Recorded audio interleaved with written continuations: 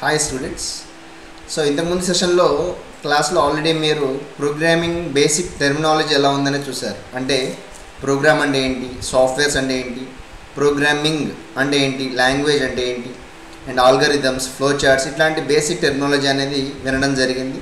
వాటి యొక్క డెఫినేషన్స్ ఏంటి, ఎందుకు మనం ఉపయోగిస్తామనేది విన్నాం. సో ఇప్పుడు ఈ క్లాస్లో మనం నేర్చుకోబోయే టాపిక్ ఏంటి అంటే ప్రోగ్రామింగ్ ఇన్ సి స్టార్ట్ చేయబోతున్నాం. సి లాంగ్వేజ్ ఎట్లా ఉంటుంది, దాని యొక్క ఇంట్రడక్షన్ ఏంటి, దాని యొక్క హిస్టరీ ఏంటి, మొత్తం అనేది స్టార్ట్ చేస్తున్నాం. సో మీకు ఇచ్చే మెటీరియల్లో కూడా కంటెంట్ అంతా కూడా యాజ్ ఇట్ ఈస్ మీకు చూపించే క్లాస్లో లాగానే ఉంటుంది. సో స్టార్టింగ్ క్లాస్ దగ్గర నుంచి కూడా మీరు మెటీరియల్ ఏ రోజుకి ఆ రోజు టాపిక్ అనేది చదవడం కంపల్సరీ ఉండాలి, ఓకేనా.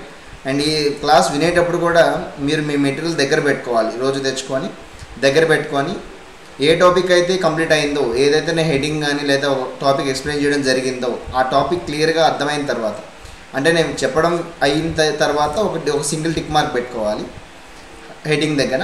ఏదైతే మీరు ల్యాబ్లోకి వెళ్ళి ప్రాక్టీస్ చేసినా లేదా థియరిటికల్ పార్ట్ అయితే మీరు చదివి అర్థం చేసుకున్న తర్వాత ఓకే టాపిక్ క్లియర్గా ఉంది అనుకున్నప్పుడు రెండో టిక్ మార్క్ ఆ హెడింగ్ దగ్గర కనిపించాలి నాకు. So end of the course వరకు ఇది కంప్లీట్గా కంటిన్యూ అవుతూ ఉండాలి, ప్రతి క్లాస్లోనూ చెప్పడం జరగదు. సో ఈ స్టార్టింగ్ క్లాస్ నుంచి కూడా మనం అలవాటు చేసుకోవాలి, ఓకేనా. ఒక టిక్ మార్క్ ఉంది అంటే నేను చెప్పడం అయింది అని అర్థం, రెండో టిక్ మార్క్ కంప్లీట్ ఉంది అంటే మీరు ప్రాక్టీస్ చేశారు లేదా మీకు క్లియర్గా అర్థమైందని అర్థం, ఓకేనా. సో స్టార్ట్ చేస్తున్నాను అండి. సో మనకు వచ్చే topics already introduction of computers గురించి, హార్డ్వేర్, యూజర్, ఇలాంటి బేసిక్ టర్మినాలజీ ఆల్రెడీ వినేసాం మనం బేసిక్ క్లాసెస్లో. అండ్ ఆల్గరిథమ్స్ అంటే ఏంటి, ఫ్లో చార్ట్స్ అంటే ఏంటి, ఇలాంటివన్నీ కూడా విన్నారు. ఇప్పుడు మనం చూడబోయే topic introduction to C language. So మీకు వచ్చే టాపిక్స్ సి లాంగ్వేజ్ మొత్తం కోర్సులో ఇవన్నీ కూడా అనమాట, రైట్. సో ఒక టాపిక్ మనం చూసుకుంటూ వెళ్దాము.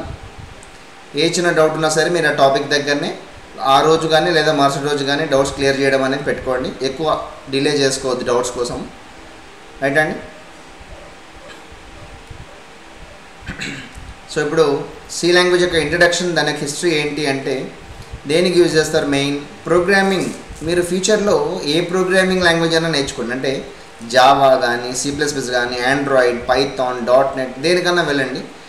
బేసిక్ సి లాంగ్వేజ్ నేర్చుకున్న తర్వాత ఈ లాంగ్వేజెస్ నేర్చుకోవడం అనేది చాలా బ్యూటిఫుల్గా ఉంటుంది, ఒక నీట్ వేలో ఉంటుంది, అర్థం అవటం కూడా మనకు, రైట్ అండి. చాలామంది సి లేకపోతే వేరే రావని అడిగే ఛాన్స్ ఉంటాయి. రాదు అని కాదు, కాకపోతే బేసిక్స్ నుంచి ఫౌండేషన్ బాగుంటే కనుక ఈజీగా అర్థం అవుతాయి టాపిక్స్ అనేవి. అందుకని సి అనేది ఫాదర్ ఆఫ్ ప్రోగ్రామింగ్ లాంగ్వేజ్ అని చెప్తూ ఉంటారు, రైట్. సో ఇక్కడ మీకు థియరిటికల్ పార్ట్ అంతా కూడా మ్యాక్సిమం ఎక్స్ప్లెనేషన్ అనేది కొద్దిగా ఉండదు మన క్లాసెస్లో. థియరిటికల్ పార్ట్ అంతా కూడా నార్మల్ మీరు పాయింట్స్, జనరల్ ఇంగ్లీష్ లాగానే ఉంటుంది, పాయింట్స్ అని మీరు జనరల్గా చదివితే అర్థమయ్యేలాగానే ఉంటాయి పాయింట్స్. ఏ రోజు జరిగిన క్లాస్ కంటెంట్ ఆ రోజు ఎండ్ ఆఫ్ ది డే కానీ లేదా ఇంటికి వెళ్ళిన తర్వాత కానీ మీరు ఒకసారి థియరిటికల్ పార్ట్ చదువుకుంటే అర్థమవుతుంది. అప్పటికి అర్థం కాని పాయింట్స్ ఏమైనా ఉంటే కనుక జస్ట్ టిక్ మార్క్ పెట్టుకోండి, నెక్స్ట్ క్లాస్లో అడగండి, క్లియర్ చేస్తాం. మ్యాక్సిమం ప్రాక్టికల్ ఓరియంటెడ్గా, కాన్సెప్ట్ ఓరియంటెడ్గానే వెళ్తూ ఉంటాం మనం ఎక్కువగా. సో చూద్దాం sir. Father of programming C language is Dennis Ritchie అని చెప్తుంటారు. సో కీవర్డ్స్ కానీ కీ పాయింట్స్ అనుకుంటే కనుక మీరు అవి రాసుకోవచ్చు. అంటే సి లాంగ్వేజ్ డెవలప్ చేసింది ఎవరయ్యా అంటే మనకి డెనిస్ రిచీ అని ఆయన డెవలప్ చేయడం జరిగింది. ఎట్ ద ప్లేస్ ఎక్కడ అంటే AT&T, American Telegram and telecommunication, లేదా టెలిఫోన్ అండ్ టెలిగ్రామ్ అని చెప్తూ ఉంటారు. ఇది బెల్ ల్యాబొరేటరీస్ అంటే ఒక USA ఒక ల్యాబొరేటరీ యొక్క పేరు అనమాట ఇది. And in the year of 1972లో డెవలప్ చేయడం జరిగింది మనకు, రైట్. ఇక్కడ మ్యాక్సిమం ఆపరేటింగ్ సిస్టమ్స్ కానీ లేదా పెద్ద పెద్ద ప్రాజెక్ట్స్ కానీ ఇలాంటి చోట్లనే డెవలప్ చేయడం అనేది చేస్తూ ఉంటారు వారు. సో థియరిటికల్ పార్ట్ ఎక్కువగా హైలైట్ చేయం మనం, మ్యాక్సిమం చదవండి. ఇన్ కేస్ ఏ చిన్న డౌట్స్ ఉన్నా సరే మీరు ఇంపార్టెంట్ అనుకున్న పాయింట్స్ మాత్రం ఎక్స్ప్లెయిన్ చేస్తూ ఉంటాను. చూడండి, నేను C is the origin of all the programming language అని చెప్తూ ఉంటారు. ఎందుకు సి అనే పేరు పెట్టడం జరిగింది అంటే సికి ముందు ప్రోగ్రామింగ్ లాంగ్వేజ్ ఇంకేం లేవా అంటే ఉన్నాయి. సి అనే లాంగ్వేజ్కి ముందు బి అనే లాంగ్వేజ్ ఉండింది, బేసిక్ అంటాం దాన్ని. సో దాన్ని డెవలప్ చేసింది ఎవరైనా అంటే కెన్ థామ్సన్ అని ఆయన డెవలప్ చేయడం జరిగింది. ఆయన హెల్ప్ తోటి బి లాంగ్వేజ్లో ఉన్న మోస్ట్ ఆఫ్ ది ఫీచర్స్ అనేవి సి లాంగ్వేజ్లో డెరైవ్ చేయబడ్డాయి. సో బి అనే ఆల్ఫాబెట్ తర్వాత వచ్చే లెటర్ సి కాబట్టి మనకు దానికి నేమింగ్ కూడా సి లాంగ్వేజ్ అని చెప్పి పెట్టడం జరిగింది. CPL అని ఇంకో ప్రోగ్రామింగ్ లాంగ్వేజ్ ఉంది, కామన్ ప్రోగ్రామింగ్ లాంగ్వేజ్ అంటారు, మీకు స్క్రీన్ మీద కనిపిస్తుంది ఆల్రెడీ కంటెంట్. సో BCPL ఇట్లాంటివన్నీ కూడా అనమాట. ఇవి 1970s నుంచి స్టార్ట్ చేయడం జరిగింది డిజైనింగ్ అంతా కూడా. And most of the features B నుంచి తెచ్చుకున్నారు కాబట్టి బి తర్వాత వచ్చే లెటర్ సి కాబట్టి దానికి నేమింగ్ కూడా సి లాంగ్వేజ్ అని చెప్పి ఇవ్వడం జరిగింది. C++ is the advanced or extended version of C language కింద చెప్తూ ఉంటారు. సో ఫీచర్స్ ఏంటి సి లాంగ్వేజ్ యొక్క ఫీచర్స్? Low level language. జనరల్గా మనకి లాంగ్వేజెస్లో లో లెవెల్ అని, మిడిల్ లెవెల్ అని, హై లెవెల్ అని చెప్తూ ఉంటారు. అంటే ఏదైతే మెషిన్కి దగ్గరగా ఉందో మెషిన్ లాంగ్వేజ్కి దాన్ని మనం లో లెవెల్ లాంగ్వేజ్ అంటాం ఆర్ అసెంబ్లీ లాంగ్వేజ్ అంటూ ఉంటారు. అండ్ ఏదైతే హ్యూమన్ రీడబుల్కి దగ్గరగా ఉందో దాన్ని హై లెవెల్ లాంగ్వేజ్ అంటారు, లైక్ పైథాన్ అట్లా. ఈ రెండింటికి కనుక మిడిల్గా ఉన్నట్టయితే దాన్ని మిడిల్ లెవెల్ లాంగ్వేజ్ అని చెప్తూ ఉంటారు. సో ఇక్కడ మీకు అబ్జర్వ్ చేస్తే సి అనేది లో లెవెల్ లాంగ్వేజ్ అని చెప్పొచ్చు. పోర్టబిలిటీ అంటే ఏంటంటే ఈజీ టు క్యారీ, అంటే ఈ సిస్టంలో చేసిన ఒక సిస్టంలో ఒక ప్రోగ్రామ్ చేశారు, అదే ప్రోగ్రామ్ తీసుకెళ్ళి వేరే సిస్టంలో ఎగ్జిక్యూట్ చేశారు అంటే సేమ్ కాన్ఫిగరేషన్ ఉండి ఉన్న సిస్టంలో ఎగ్జిక్యూట్ చేస్తే కనుక హ్యాపీగా వర్క్ అవుతుంది మనకు, రైట్.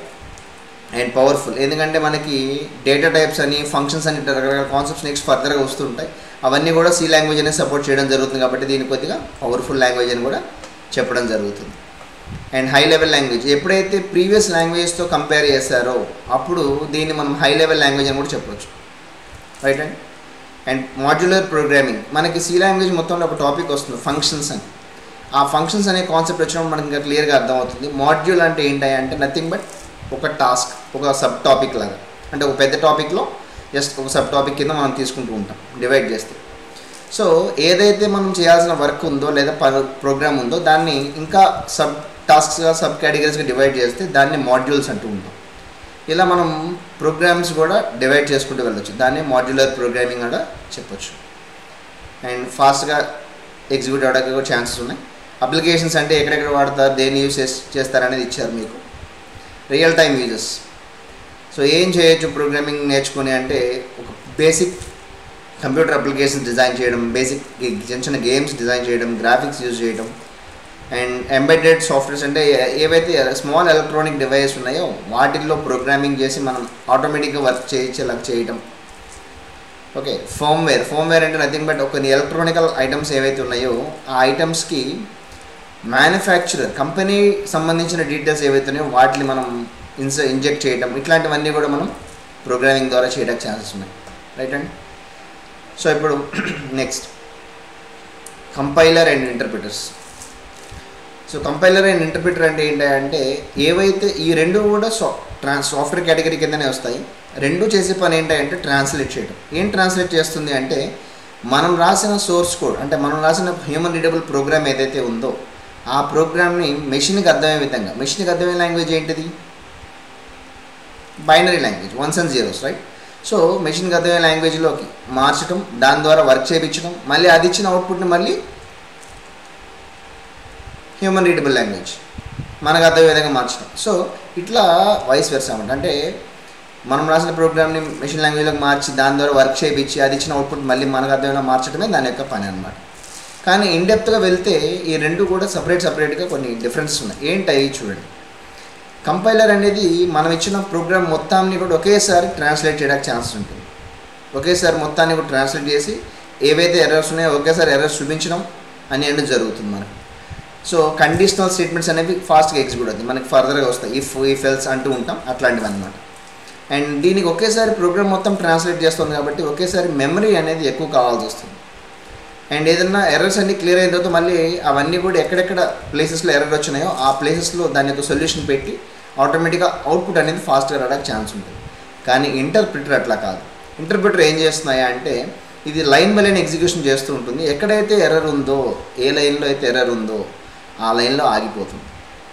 ఆగి అక్కడి నుంచి మళ్ళీ ఆ ఎర్రర్ సాల్వ్ అయితే కానీ మళ్ళీ మనకి ఎగ్జిక్యూట్ కాదు. ఎర్రర్ సాల్వ్ అయిన తర్వాత మళ్ళీ ఫస్ట్ నుంచి మళ్ళీ ఎగ్జిక్యూషన్ అనేది జరుగుతూ ఉంటుంది. అండ్ దీనికి మెమరీ అనేది చాలా తక్కువ కావాల్సి వస్తుంది. ఎందుకు అంటే ఇప్పుడు లైన్ బై లైనే చేస్తుంది కాబట్టి ఎక్కువ మెమరీ కావాల్సిన నెసెసిటీ లేదు దానికి. సో అందుకోసం అన్నమాట ఎగ్జిక్యూషన్ కొద్దిగా టైం అనేది స్లో అవుతుంది. సి లాంగ్వేజ్లో మనం వాడేది కంపైలర్ వాడతాం, బేసిక్ ప్రోగ్రామింగ్ లాంగ్వేజ్లో వాడేది ఇంటర్ప్రిటర్ వాడుతుంటాం. అండ్ ఏ ప్రోగ్రామింగ్ లాంగ్వేజ్ కన్నా వెళ్ళండి మీకు ఒక టాపిక్ రిపీట్ అవుతుంటుంది, that is what comments. Comments చాలా చాలా ఇంపార్టెంట్ అండి రియల్ టైమ్ ప్రోగ్రామింగ్లో. సో కామెంట్స్ అంటే ఏంటి, ఎందుకు వాడతారు అంటే comments are nothing but non executable code in the program execute కాని కంటెంట్నే కామెంట్స్ అంటూ ఉంటాం. మరి ఎందుకు రాయాలి ఎగ్జిక్యూట్ కానప్పుడు అంటే which mainly helps to the programmer as a documentation, ఒక గైడ్ లాగా మనకి ప్రోగ్రామర్స్కి యూజ్ అవుతూ ఉంటుంది అన్నమాట కామెంట్స్. ఎగ్జాంపుల్, మీరు ఒక లాజిక్ ఏదో ప్రోగ్రామ్ రాశారు, ఒక 10 లైన్స్ 20 లైన్స్ కోడింగ్, అది మీరు ఎక్స్ప్లెయిన్ చేయకుండానే వేరే పర్సన్కి చూడగానే అర్థం కావాలి అనుకున్నప్పుడు ఏం చేయొచ్చు అంటే you can write the comments. అంటే మీరు ఆ ప్రోగ్రామ్ పక్కనే కామెంట్స్ రాశారు. Comment is nothing but and మీ యొక్క ఓన్ డిస్క్రిప్టివ్ మ్యాటర్ని కామెంట్ అంటాం. ఎగ్జాంపుల్, కొన్ని క్లాసెస్ జరిగేటప్పుడు కొంతమంది స్టూడెంట్స్ రన్నింగ్ నోట్స్ రాస్తుంటారు. మంచి అది హ్యాబిట్ అనమాట. అది అంటే ఎగ్జామ్స్ టైంలో బాగా హెల్ప్ అవుతుంది. ఎగ్జామ్స్ టైంలో ఓన్లీ ఆ రన్నింగ్ నోట్స్ తీసుకుని చదువుకుంటే ఈజీ అయిపోతుంది. అంటే ఇంపార్టెంట్ పాయింట్స్ వాళ్ళకి అర్థమైన విధంగా రాసుకుంటూ ఉంటారు. అలాగే ప్రోగ్రామింగ్లో కూడా ఏ లాజిక్, ఏ లైన్ ఆఫ్ కంటెంట్ ఎందుకు రాసాము అనేది కామెంట్స్ రూపంలో మనం మెన్షన్ చేస్తే ఫ్యూచర్లో ఈజీగా ఎవరికైనా అర్థం అవుతుంది. అది కోడింగ్ మీకే కావచ్చు లేదా వేరే వాళ్ళకి కావచ్చు, ఎందుకు రాశారనేది ఈజీగా తెలుస్తుంది.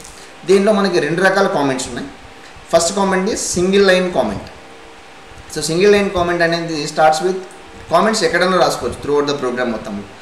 సో మీకు డబల్ ఫార్వర్డ్ స్లాష్ ఇచ్చి కనుక మనం స్లాషెస్ చాలామంది కన్ఫ్యూజ్ అవుతారు. ఫార్వర్డ్ స్లాష్ అంటే ఏది, బ్యాక్వర్డ్ స్లాష్ అంటే ఏది అనేది చాలామంది కన్ఫ్యూజ్ అయిపోతుంటారు. ఇక్కడ చూడండి, మీకు స్క్రీన్ మీద చూపిస్తున్నాను. ఇది ఫార్వర్డ్ స్లాష్. ఎలా తెలుస్తుంది అంటే మనకి స్లాష్ ఇట్లా ఉంటుంది కదా, దీని యొక్క హెడ్ పార్ట్ చూసుకోవాలి మనం. అంటే పైన ఉన్న తలకాయ పార్ట్ మనం చూసుకున్నట్టయితే అది ముందుకుంటే ఫార్వర్డ్ స్లాష్, ఇక్కడ చూడండి back slash. Head part back ఉంటే కనుక బ్యాక్ స్లాష్. సో అది గుర్తుపెట్టుకోవాలి మీరు, రైట్ అండి. సో 2 ఫార్వర్డ్ స్లాషెస్ ఇచ్చిన తర్వాత రాసే కంటెంట్ అంతా కూడా కామెంట్ కిందనే వస్తుంది. మరి దీనికి ఎండింగ్ ఎక్కడ అంటే ఎప్పుడైతే మీరు ఎంటర్ ప్రెస్ చేశారో ఆటోమేటిక్గా కామెంట్ అక్కడితో ఎండ్ అయిపోతుంది. మళ్ళీ మనం రెగ్యులర్ ప్రోగ్రామ్ రాయాలి. లేదు నాకు 3-4 లైన్స్లో కామెంట్ వస్తుంది, ఒక పారాగ్రాఫ్ లాగా రాయాలి అనుకున్నారనుకోండి, అప్పుడు మీరేం చేయాలి అంటే మల్టీ లైన్ కామెంట్స్ అనే కాన్సెప్ట్ వాడాలి. ఎలా రాస్తాం మల్టీ లైన్ కామెంట్స్ అంటే చూడండి, /*తో స్టార్ట్ అవుతుంది. అంటే మీరు ప్రోగ్రాంలో /*తో స్టార్ట్ చేసాము. మళ్ళీ ఎక్కడైతే అంటే ఎంటర్ కొట్టినా సరే కామెంట్ ఎండ్ అవ్వదు, మల్టీ లైన్ కామెంట్ కాబట్టి. ఎంటర్ ప్రెస్ చేసుకుంటూ మీరు రాయాల్సిన కంటెంట్ అంతా రాసేసి ఎక్కడైతే కామెంట్ అయిపోయింది అనుకున్నారో // అని ఇస్తాం. అప్పుడు ఆటోమేటిక్గా కామెంట్ అనేది ఎండ్ అయిపోతుంది. ఓకేనా. సో ఈ మధ్యలో ఉన్న కంటెంట్ అంతా కూడా కామెంట్ కింద లెక్క అనమాట. ఈవెన్ దో మీరు మర్చిపోయిన ప్రోగ్రామ్ లాజిక్ రాసినా కూడా అది ఎగ్జిక్యూట్ కాదు. ఇన్ ఫ్యూచర్లో మీరు ఏదైనా ప్రోగ్రామ్ రాసినప్పుడు ఏదైనా మిస్టేక్ అంటే ఒక బ్లాక్ ఆఫ్ కోడ్ తప్పు ఉంది అనిపించింది అనుకోండి, అదంతా డిలీట్ చేయకుండా మీరు ఏం చేయొచ్చు అంటే కామెంట్లో పెట్టచ్చు, ఎగ్జిక్యూట్ కాదు కాబట్టి, రైట్ అండ్. సో ఇది కామెంట్స్ గురించి మనకు. ఓకేనా. సో ఇక్కడ వరకు ఫస్ట్ సెషన్లో మనం డిస్కస్ చేసే కంటెంట్ అనమాట. ఒకసారి ఇక్కడ వరకు థియరిటికల్ పార్ట్ ఒక 5-10 మినిట్స్ మీరు స్పెండ్ చేసి మెటీరియల్ కంటెంట్ చదవండి. ఏ పాయింట్స్ కానీ ఏ టాపిక్స్ కానీ డౌట్స్ ఉన్నా సరే ఒకసారి క్లియర్ చేయించుకోండి, రైట్ అండ్. Thank you.